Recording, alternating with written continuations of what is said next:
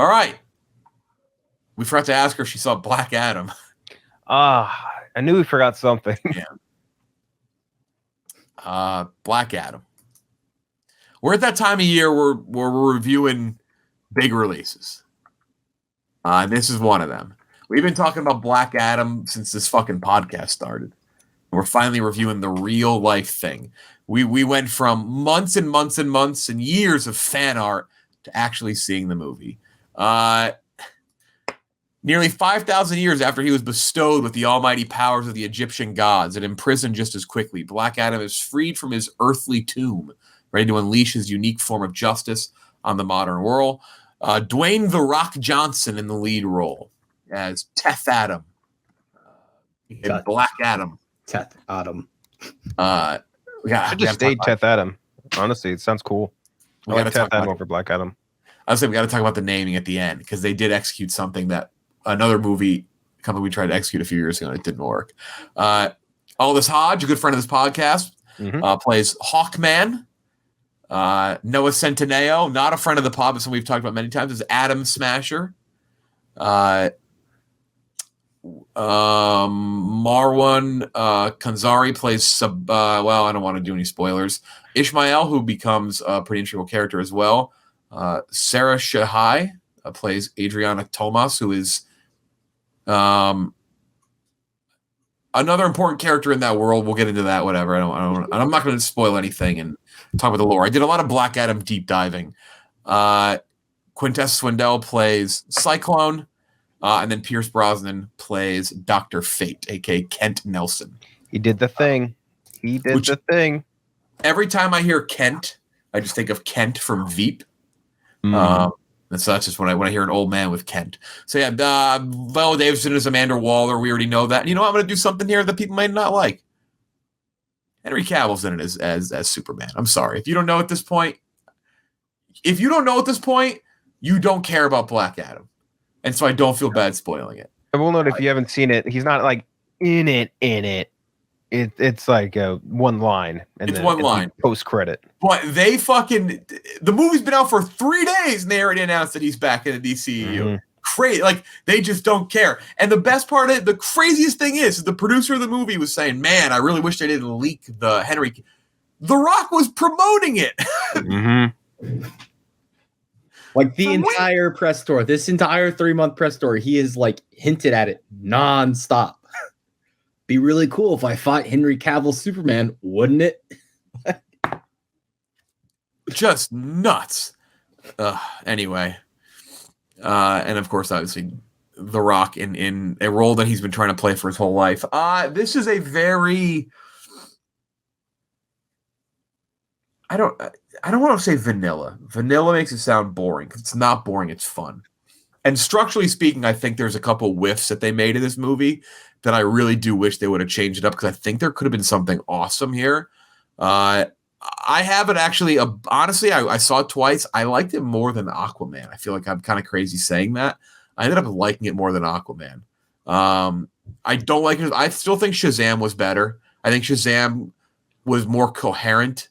I think Shazam, the way the story develops in Shazam, I liked more. I was more intrigued by that. I think there's some things here where I go, did we need that? Like, I feel like we're doing that because that's the trope. And I'll say it, it's the fucking kid. It's the skateboarding kid. Who in the right mind put that to paper and had it, and who in this production approved it? Like, who was like, yeah, this is very relevant in the year 2022. The skateboarding kid. Whose fucking idea was that? They need to be fired into the sun, dude. Jesus. I just don't. It muddied the movie a little too much for me. And I think there was other motivations that could have helped out Teth Adam, Black Adam, and obviously along with Adriana, who it's the mother of the kid in the movie. I just didn't love the kid. The kid was tough. I still had a very good time with it. I think it's dumb in a lot of spots. It's a lot of slow motion. Sometimes it works great, though. Sometimes I did like it. And it was more conservative amount of slow motion than other DC directors, to be fair. I gave it a 79. I think it's a very like this is a movie. Somebody said it's the Bohemian Rhapsody of superhero movies, and I said I love that. It's spot on. It just like it gets the job done for me. It knows what it is. It's fun, but I also am kind of shocked that I'm sitting here saying I actually think this could have been like really awesome. And I actually don't agree with the critique, and I'll roll this. This will be my question to you, Kenjack, as you say it. I saw some of the critics are being, I think, so unfair with this. Yes, very so pre-planned. Like we don't like this movie. The critique of being like the charm of The Rock isn't here. He's playing. I'm like, well, no, I kind of like that he was playing a different type of guy. Exactly. Like I don't know, like that actually I liked that. I thought that was cool. So 79 for me. We'll talk more about it. We got to talk about the Marvel parallels. That's not me saying they stole from Marvel, by the way. It is. There's some funny shit in here. Kenjack. Yeah, I think there's a lot of like good things, a lot of bad things with this movie. But I think that overall it ended on like a higher enough note for me where I left the theater very pleasantly surprised. I think as far as the negatives go, skateboarding kid in that B plot was just insane. Like the skateboarding so out of time for the current day. It's just nuts to me. And like that's honestly even generous. It's like it's out of touch, straight up out of touch, and it was annoying and it was distracting. Like especially, and Guj, I remember I talked to you in person about this. The scene where the kid takes the skateboard to hit the zombie thing or whatever. Like it got way too much. And I understand that they needed someone to like wake up Black Adam, right, and set everything off into motion. But that whole subplot with that kid who sucked and his mom was just no good. Like they did a poor job of like ripping off that, like, here's the big fearsome, time traveling warrior with a rebellious kid dynamic from T2. I thought they clearly ripped that off from Terminator really badly. I didn't particularly care for Adriana, although Muhammad Amer played Kareem. I thought he was pretty funny. They needed some comedic relief in the movie. I think he was solid. He was good. He was good. But another bad thing, though, I'm so sick, and you guys have heard me say this like a million times. I'm so sick of the PMC bad guy thing, the mercenary bad guys. I'm so sick of it. And I never want to see it in a movie again. On top of that, Marwan Kanzari 0 for 2 on big budget villain castings. Just like, you got to stop making him villains. This isn't what he's built for. I think they CGI'd Little Rock pretty funny. Their Captain America version of that, which I think you were going to talk about later. And then the last con I had was just that like their transition from the second act into the third act was like they made a false climax. And I think that really fucked up the pacing of the movie going into that third act. But other than that, action was great. And the CGI was on point. The way they displayed superhero combat was like really brutal and violent, and basically everything that The Rock did promise in that regard. It almost reminded me of how the superheroes are shown in Invincible, where it's like, hey, when you actually put a superhero versus all these regular people, it's over like that, and all these people are dead. And I think that element of it was really, really cool. I think Pierce Brosnan, big star of this movie. He rocked. He was clear MVP. Yeah. Hodge was really solid, but I think Atom Smasher and Cyclone, they may as well have like not been there. They were really afterthoughts for this movie. Stop. No, they were afterthoughts. Leave that boy alone. They had like 10 lines each. Like it was just, they shouldn't have even been there. The Rock, like he didn't have to do much, but I think he was good. And I think this is what he was kind of saying. Like that's with the critic, all the critic issues with like, oh, he's not charismatic, likable Rock. Like it was cool seeing him as like a villain. I think that worked. The soundtrack was great. I like the lore, and the action was just like top notch. And I don't think it tried to be anything other or deeper than what it was, which was pretty refreshing for DC, where it feels like sometimes they try to make like that extra push into that next level. It's like sometimes you can just accept like we are making an entertaining superhero movie. We don't need to be anything more than that. And like other than some structural problems, I really, really liked it. I gave it really, really liked it. Might be a stretch. I liked it a lot, for especially considering what we thought it was going to be going into it. I ended up giving it a 73.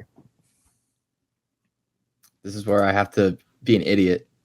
There's a lot of things wrong with this movie where if you sit and think about it for too long, you're going to start to nitpick it. But if you just don't think about it, stay with me. If you just don't think about it, yeah, I had a great time. I mean, it was fun. It was like watching a YouTube compilation of a movie. But like you said, Kinjek, the action was so good. The CGI looks so great. And as someone who reads DC Comics and really fans out on this stuff, like seeing the JSA was awesome. I really like that, especially with Pierce Brosnan leading the way. I want to see him back as Dr. Fate. Don't know if we'll get it. He was fucking awesome. He did the thing. They teased it. They said he is. Dude, he did the thing. He did the. You know what I'm talking about? The Injustice games. He does his move from the Injustice game, which was awesome. His voice sounded great. The helmet looked really fucking cool. Really cool. Yeah. The skateboard kid was terrible. Not only was the skateboard kid terrible, they did the thing in the third act where a laser beam shoots into the sky and you get like an undead army. Which, come on, what are we doing? But outside of that, I really I had a great fucking time with this. Like, I will watch it the second it gets back on streaming to see if I like it as much because I'm going 83. Damn. I liked it better than Aquaman, which is like probably the best comp for it in the DC in terms of what they're going for, just a fun action romp. And I think I liked it more than Shazam, but Shazam's more, they're so different because Shazam just feels like a family film. I don't know how to explain that, even though they're both DC comic book movies. But yeah, no, great time. The Rock is just OP doing OP shit. Yeah, go see it in theaters. Unless Banshees is playing near you, then go see Banshees. But if it's not, which it probably isn't, go see Black Adam. It was fun.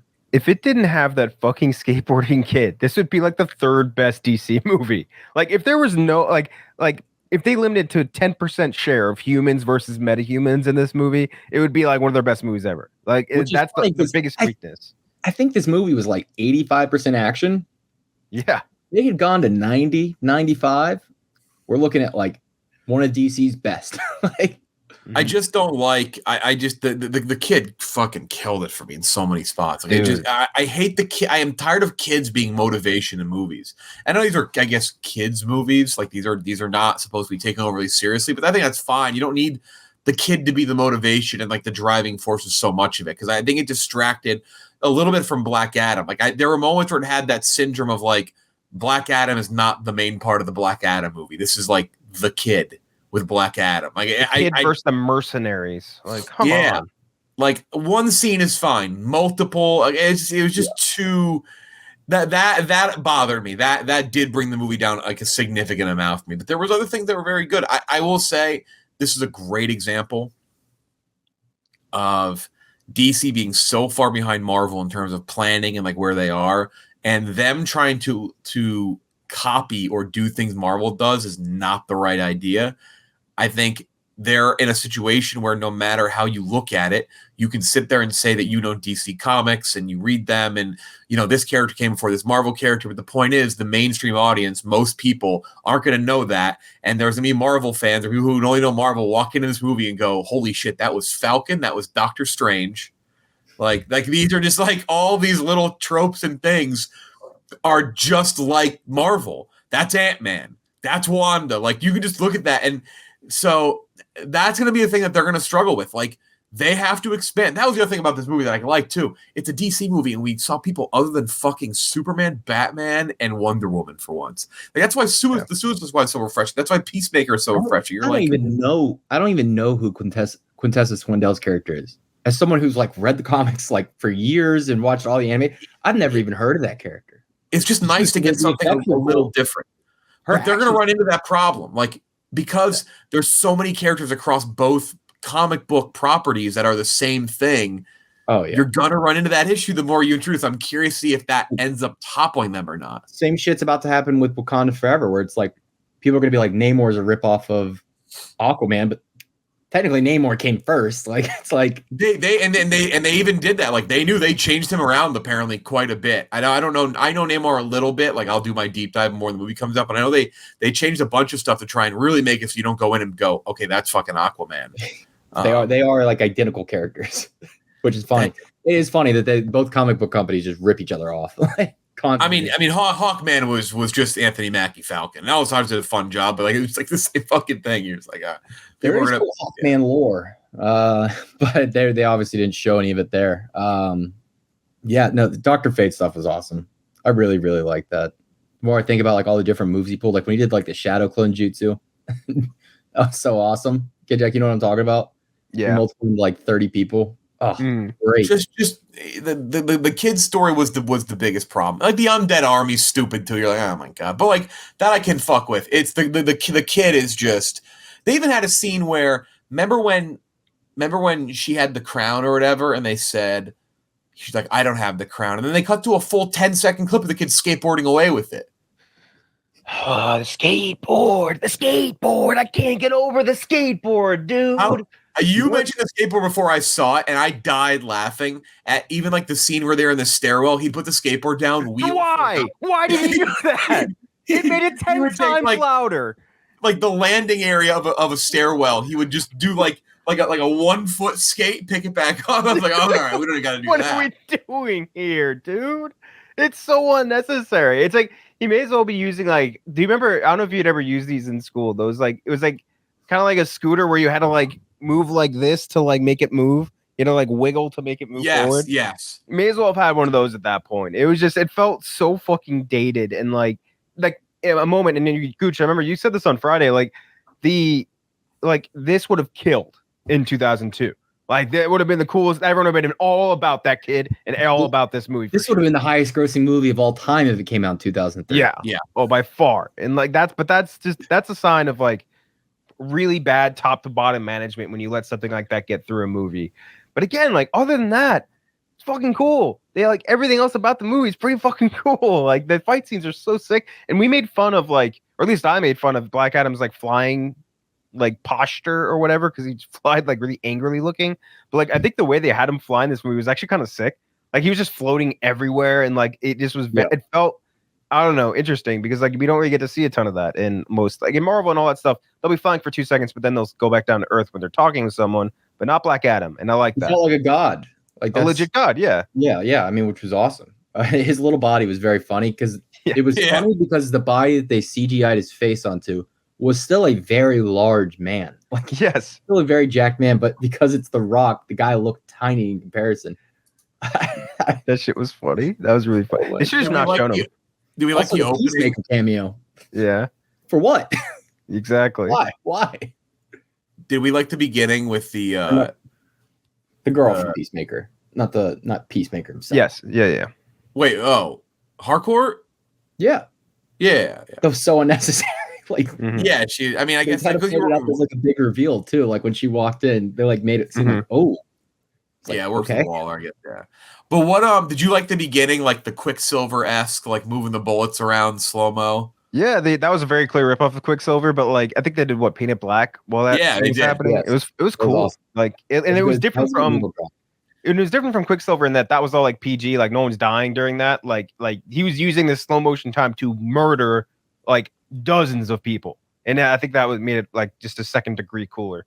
I also DC loves character montages. Oh my god, they love a good montage to Drew's characters. Suicide Squad, The Suicide Squad twice.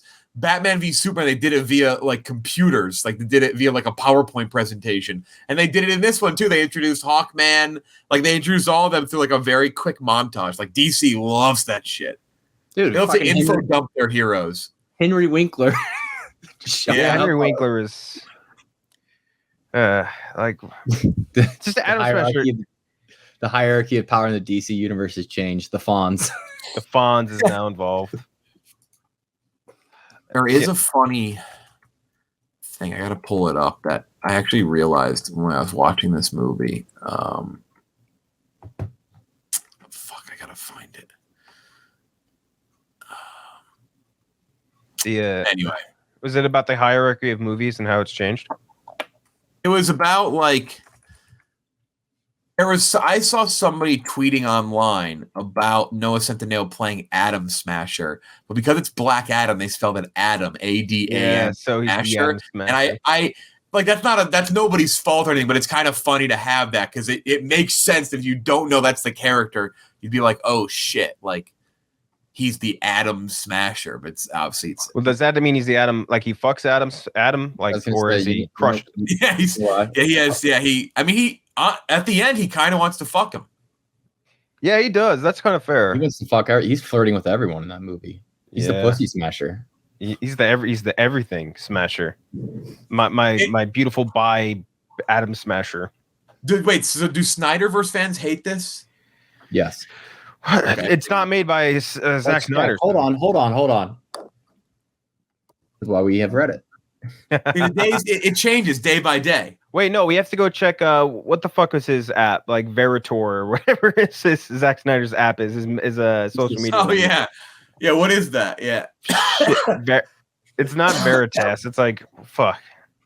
Snyder. Like it's only one person as a profile, and it's just Zack It's Snyder. just Vero. Vero, yeah. It's only him. The funny thing about it is that he forces journalists, like movie people, to watch it just so that in case he drops any news. Vero. So it looks like they like it. Black Adam was excellent, and it looks like the Snyderverse is back. How does that just because fucking Superman was there? No, it's not, because he comes out to the John Williams theme. Yeah, He's the most delusional fucking people on planet Earth. Because you could argue that the Snyderverse dies with the Weed and Justice League, and that's when he has the Superman theme, the John Williams. But the Zack Snyderverse, I don't think it's John Williams. It's the Hans Zimmer, right? Yeah, right. Because that was he comes out in Black Adam to Joe. It's for sure John Williams. Yeah. You can hear. Unpopular opinion: Man of Steel was good. I don't think that's unpopular for the Zack Snyder Reddit. Can we give our thoughts on him being back, since we did kind of skip over that news at him officially? Yeah, I hope this doesn't block him from playing like Captain Britain, by the way. Like, I still want him in Marvel. Too. Fuck Captain Britain. I'm sorry. It's Superman. He's way better as Superman. But I don't. Do you trust them to not fuck this up? I like Man of Steel. I'm a fan of I'm a fan of Man of Steel. I think he's good in every DC property he's been in. He, like, maybe the movies haven't lived up to hype or whatever, but like he's always been good. And in my brain, like, he is Superman, and he's the perfect Superman. You know what I mean? He just fits the role. He fits it perfectly. I'll take it, but you just gotta hope that he, like, I just hope that he gets run. He gets a chance to do this shit. Yeah, that's the big what if. We just need a second solo Superman movie with him. Like, it just needs to happen. It needs to happen soon too. Good Lord. Yeah. And the thing is, what kind of sucks, and this is another issue with like DC just like fucking up their timing with everything, is like they already wasted his uber villain. You know what I mean? Like his number one villain, they already burned him. So like that now, where do you go with another villain with Superman? I don't want it to be Black Adam. Like I'm sure that the way that they're planning this out is like it's going to be Black Adam versus Superman, and then they're going to team up and fight someone else, just like Batman versus Superman. But like, I just don't know where it leads for Earl Soup. And I wonder if this means our beautiful boy Jesse Eisenberg will be back as the sneakily pretty good Lex Luthor. Maybe. Yeah, wait, that's his big bad. Lex Luthor's the big bad for Superman. Yeah, but like I'm saying, people he actually fights, like physically fights, not like his like whatever, more Lex Luthor needs to hop in that super suit. Yeah, I like Jesse Eisenberg. He was a very bad Lex Luthor. I think it was okay. I think for a modern Lex Luthor, he was okay. You know what I mean? Like their interpretation of it. He's on that boat somewhere. Yeah, I hate that. I hate that villain trope that's happened over the past decade, which is where they're all tech billionaire, like smarmy tech billionaire. It's such a bad. They're all Bezos. By the way, if you talk about Jeff Bezos, but you talk about him in relation to an evil thing, you got to call him Bezos. Bezos. All right, so we all generally like Black Adam. I'd say that's a big surprise. Huge surprise. Would have never expected that. I would say definitely go out and see it. Next week, I don't know what we're gonna do. Maybe Armageddon time. I don't know. We're in a weird lull, actually. Probably Banshees. Banshees of Have you guys seen Banshees? It goes wide this coming weekend, so maybe. I saw a couple things last weekend. Banshees of Inisherin, great. Really good movie. It's might be my number one on the year. The more I think about it, I really, really fucking love the movie. Holy shit. Another one that came out, After Sun, which is in a very select few theaters. You can see it in the city. It's an A24 movie produced by Barry Jenkins. That was one of the best movies I've seen this year. And then Decision to Leave, I got to see the other day, which the movie actually stopped. The movie stopped working with like 20 minutes left. Love that. How does this shit always happen to you guys? Happened to me like 10 times. I think it's time. But also, like, I feel like for us, because we see so many, it's just like a matter of numbers, right?